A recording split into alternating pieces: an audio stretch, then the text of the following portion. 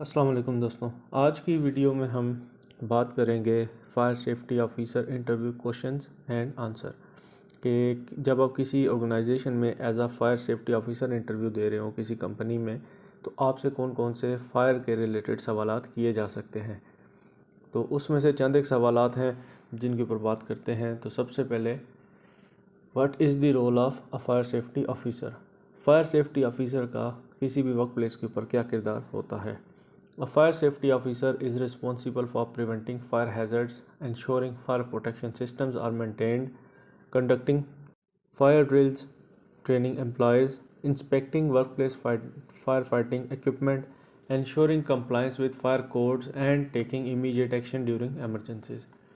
Fire safety officer आग के जो खतरात हैं, आग लगने के जो हैज़र्ड हैं उनको रोकने, आग से बचाव का जो निज़ाम है फायर प्रोटेक्शन सिस्टम उसको मेंटेन करने, फायर मॉक ड्रिल्स करवाने, अपनी वर्क प्लेस के ऊपर मुलाजमीन को फ़ायर के रिलेटेड तरबियत देने, काम की जगह पर जो फायर फाइटिंग के इक्विपमेंट हैं, आग बुझाने के जो आलात हैं उनका इंस्पेक्शन करने, फायर कोड्स की तामील को यकीनी बनाने, और अगर कोई इमरजेंसी हो जाती है, कोई हंगामी हालात हैं, तो उस दौरान फौरी जो इमीडिएट एक्शन है वो करने का ज़िम्मेदार होता है। नेक्स्ट क्वेश्चन है, what are the classes of fire. Fire की कौन कौन सी क्लासेस होती हैं। इसमें हमारे पास 6 किस्म की क्लासेस होती हैं। क्लास ए जिसमें हमारे पास सॉलिड कंबस्टिबल्स आ सकते हैं जैसे कि वुड, पेपर, क्लॉथ।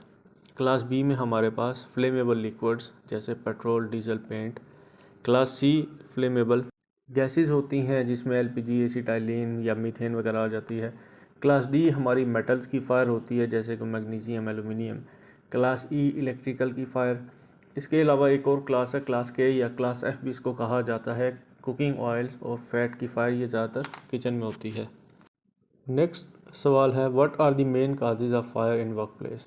किसी भी काम की जगह पर आग लगने की मेन काजेज या वजूहात क्या होती हैं।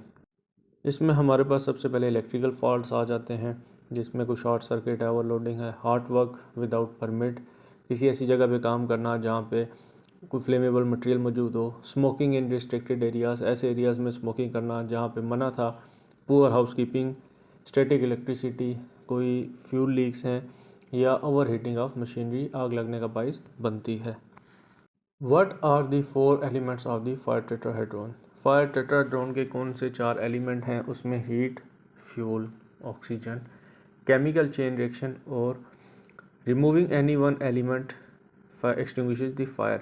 जब आप इनमें से कोई एक एलिमेंट रिमूव कर देते हैं, चाहे वो हीट हो, फ्यूल हो, ऑक्सीजन हो, तो आग बुझ जाती है। What is the difference between fire prevention and fire protection. Fire prevention में action to stop fire from starting like inspection, permits, training. Fire prevention यानी कि आग से बचाओ। आग से बचाओ इसके अंदर हम स्टार्टिंग से आग लगने ही नहीं देते, इसको हम कंट्रोल में रखते हैं, एक्शन करते हैं स्टार्टिंग से जिसमें हम इंस्पेक्शंस कर लेते हैं, परमिट वर्क सिस्टम इम्प्लीमेंट करते हैं, लोगों को ट्रेनिंग देते हैं ताकि आग लगे ही ना। और दूसरा जो है फायर प्रोटेक्शन, आग से तहफ़्फ़ुज़, सिस्टम टू कंट्रोल और extinguish fire like sprinkler, extinguisher, hydrants. अगर आग लग जाती है तो हमने खुद को बचाना है, अपने सिस्टम को बचाना है, अपनी प्रॉपर्टी को बचाना है, तो हमारे पास कंट्रोल होने चाहिए जैसे कि स्प्रिंकलर सिस्टम, एक्सटिंग्विशर और हाइड्रेंट्स वगैरह। What is a fire risk assessment. Fire risk assessment क्या होती है। A fire risk assessment identifies fire hazard, evaluate risk to people and recommends control measures, detection system, escape routes, training, signages. Fire risk assessment आग के जो hazard हैं, fire hazards हैं, उनको identify करता है, लोगों को जो खतरा लाहक होते हैं उनका जायज़ा लेता है, और जो कंट्रोल्स हैं, जो कंट्रोल मेजर्स हैं वो रिकमेंड करता है। कंट्रोल मेजर्स में हमारे पास क्या चीज़ें आ जाएंगी, उसमें डिटेक्शन सिस्टम आ जाता है, एस्केप रूट्स, ट्रेनिंग, साइनेजेस वगैरह। What fire fighting equipment do you commonly inspect. Being a safety officer आप कौन कौन से फायर फाइटिंग इक्विपमेंट जो हैं उनको इंस्पेक्शन करते हैं। उसमें हमारे पास फायर एक्सटिंग्विशर्स हैं, fire alarm and smoking detectors, fire hydrant, sprinkler system, hose reels, emergency lighting, fire doors, scuba set for emergency teams. How often should fire extinguisher be inspected. कितने अरसे के बाद फायर एक्सटिंग्विशर की inspection की जानी चाहिए। Monthly जो है वो विजुअल इंस्पेक्शंस होती हैं, yearly maintenance by certified technician. What is the PASS technique? PASS technique क्या है? PASS, P for pull the pin, A for aim at the base of the fire, S for squeeze the handle, S sweep side to side. What steps do you take during a fire emergency? आग लगने की emergency के दौरान आप कौन कौन से steps लेंगे? तो जो फर्स्ट सबसे पहला आपका स्टेप होना वो है रेज दी अलार्म, अलार्म बजाना है। Evacuate personnel to assembly point area, लोगों को हेल्प आउट करना है असेंबली पॉइंट एरिया में जाने के लिए। Shut down fuel sources if safe, अगर सेफ़ है तो जो आग लगने का बाइस बन रही है चीज़, जो फ्यूल है उसको शट डाउन कर दें, जो सोर्स है। Use extinguisher only, fire is small and controllable, अगर आग छोटी है और कंट्रोलेबल है, आपको लगता है फायर एक्सटिंग्विशर इस आग को बुझा लेगा, तो अपने फायर एक्सटिंग्विशर यूज़ करना है।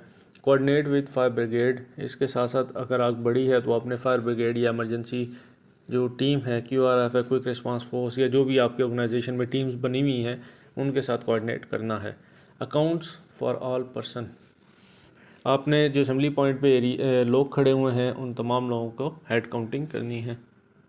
What is a hot work permit? Hot work permit क्या है? A hot work permit authorise welding, cutting and grinding that produces sparks. It ensures fire watch, isolation of combustibles and continuous monitoring. Heart work permit welding, cutting और grinding या किसी ऐसी activity की इजाज़त देता है जो चिंगारियाँ पैदा करती है। ये फायर वॉच, कम्बस्टिबल्स जो हैं, फ्लेमेबल्स वगैरह मटेरियल, उनकी आइसोलेशन और कंटिन्यूस मॉनिटरिंग को यकीनी बनाता है। What is the purpose of a fire drill? Fire drill का क्या मकसद होता है? To train employees on emergency exit routes, test alarm, improve evacuation time and ensure readiness during real emergencies.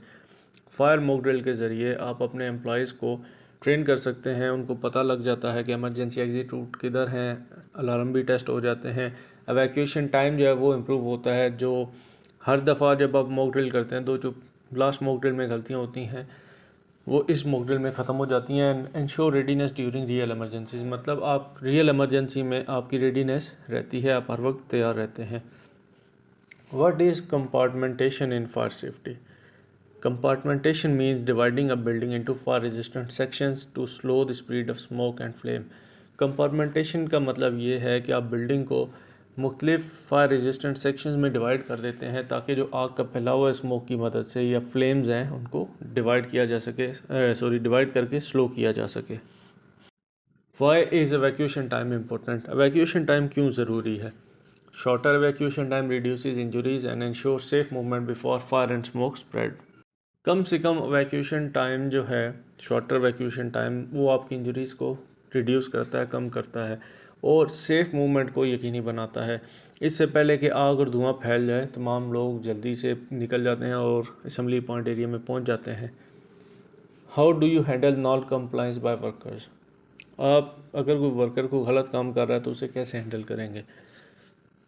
I provide counseling, explain safety consequences, give reminders, escalate to management if required, and ensure training to correct unsafe behavior.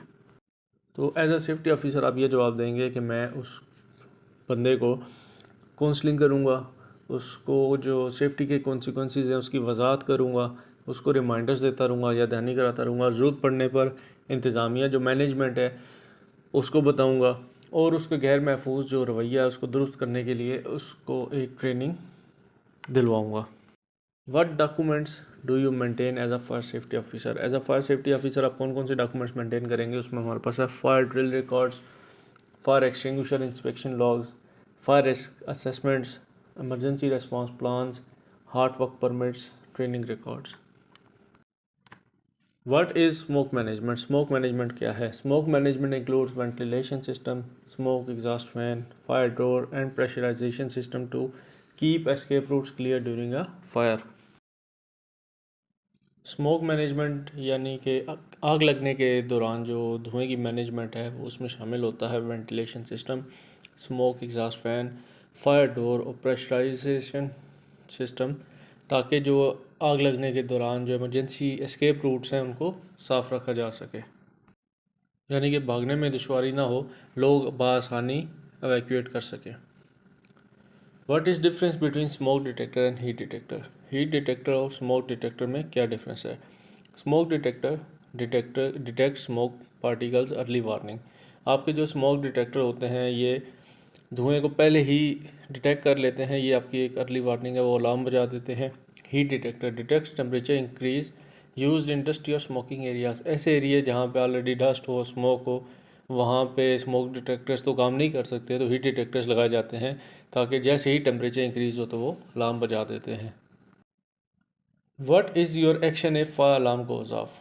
आपका क्या action होगा अगर alarm बंद हो जाए या नहीं चले? Verify the alarm, check the area, activate evacuation if necessary, coordinate with emergency team and communicate with control room। आपने सबसे पहले अलार्म की तस्दीक करनी है, वेरीफाई करना है, एरिया की इंस्पेक्शन करनी है, अगर ज़रूरी हो तो एवैक्यूएट करवाना है लोगों को वहाँ से, जो एमरजेंसी टीम है उसके साथ कोऑर्डिनेट कायम करना है और कंट्रोल रूम से राब्ते में रहना है। Why do you want to work as a fire safety officer? आप as a fire safety officer क्यों काम करना चाहते हैं? Because I am passionate about protecting people and assets, preventing fire hazards, ensuring compliance with safety standard and creating a safe workplace environment। तो इसका जवाब आपने देना है कि मैं लोगों और एसेट्स की हिफाजत, आग के ख़तरात को रोकने, सेफ्टी कंप्लायंस को यकीनी बनाने और काम की जगह पर सेफ्टी का माहौल पैदा करने में पुरजोश हूँ।